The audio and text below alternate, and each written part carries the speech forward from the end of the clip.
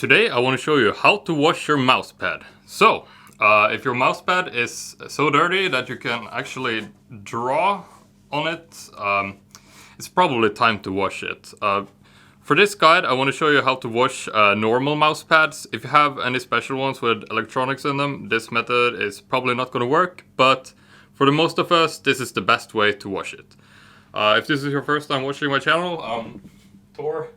I love to make this cleaning and some packing videos and this kind of stuff. And today I want to take care of this dirty mousepad. So what we're going to need to clean this mousepad is first off a sink or some kind of a tub of water where you can place the mousepad while it's soaking. Secondly, we're going to need some kind of little towel or scrub. For me, I'm using this old body scrub because I don't have anything else available at the moment. And third, we're also going to need some kind of, either you can use detergent or you could use some simple soap would work fine too. I have detergent available, so that's what I'm going to use because it's more effective than using the soap. Alright, so the first thing we want to do is simply fill this tub up with a little bit of water.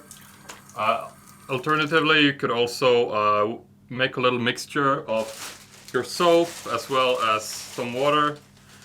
This is mostly just to clean out the nasty fat and dirt that has gathered on the surface of the mousepad over the period where you've been using it.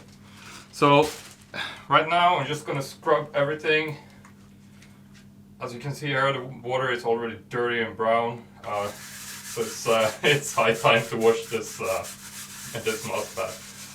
As far as the amount of soap you're going to need to use, that depends on you. This is not a very big mousepad, so I only used a little bit.